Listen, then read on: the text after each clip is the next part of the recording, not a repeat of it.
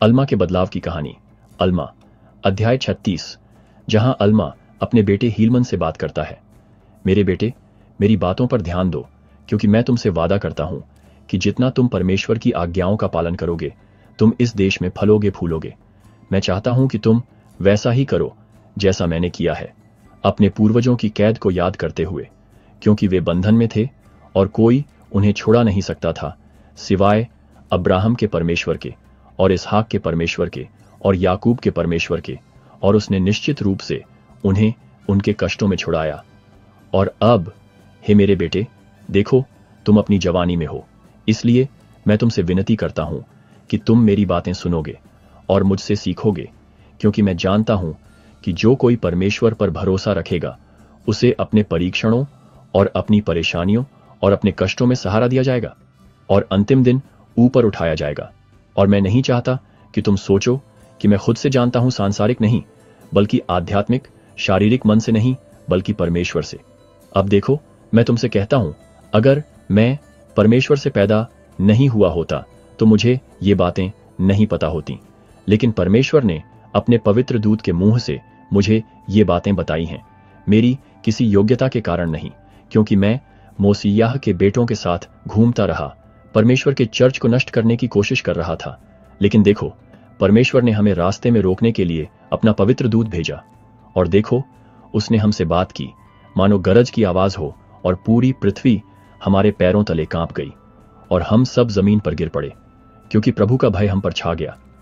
धरती हिलती है और अल्मा और उसके साथी डर के मारे जमीन पर गिर पड़ते हैं।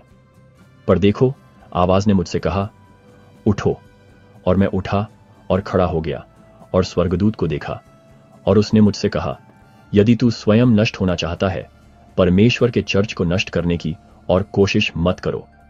और ऐसा हुआ कि मैं पृथ्वी पर गिर गया, और यह 3 दिन और 3 रात तक रहा कि मैं अपना मुंह नहीं खोल सका, न ही मेरे अंगों का कोई उपयोग था। देखो, मुझे अपने पिता को लोगों के सामने भविष्यवाणी करते हुए सुनना भी याद आया, एक यीशु मसीह के आने के बारे में, जो परमेश्वर का पुत्र है, दुनिया के पापों का प्रायश्चित करने के लिए। हे यीशु, परमेश्वर के पुत्र, मुझ पर दया करो, जो कड़वाहट की पित्त में हूं और मृत्यु की अनंत जंजीरों से घिरा हुआ हूं, अंधेरे में चमकने वाली एक रोशनी। और अब देखो, जब मैंने ऐसा सोचा, मुझे अपने दर्द याद नहीं रहे। हाँ, मैं अपने पापों की याद से और अधिक व्यथित नहीं था। ओह क्या खुशी, और मैंने क्या अद्भुत प्रकाश देखा। हाँ, मेरी आत्मा खुशी से भर गई, जितना कि मेरा दर्द था। हाँ मेरे बेटे, कि मेरे दर्द जितना उत्तम और कड़वा कुछ नहीं हो सकता था। हाँ, और मैं फिर से तुमसे कहता हूं मेरे बेटे, कि दूसरी तरफ मेरी खुशी जितना उत्तम और मीठा कुछ नहीं हो सकता। और उस समय से अब तक मैंने बिना रुके काम किया है, ताकि मैं आत्माओं को पश्चाताप की ओर ला सकूं, ताकि मैं उन्हें उस अत्यधिक आनंद का स्वाद चखा सकूं जिसका मैंने स्वाद चखा था। और तुम्हें पता होना चाहिए, जैसा कि मैं जानता हूं, कि जितना तुम परमेश्वर की आज्ञाओं का पालन करोगे, तुम देश में फलोगे फूलोगे। और तुम्हें यह भी पता होना चाहिए कि जितना तुम परमेश्वर की आज्ञाओं का पालन नहीं करोगे, तुम उसकी उपस्थिति से दूर हो जाओगे। और जैसा कि मैंने उनकी कैद को याद किया है, तुम्हें भी उसे याद रखना चाहिए।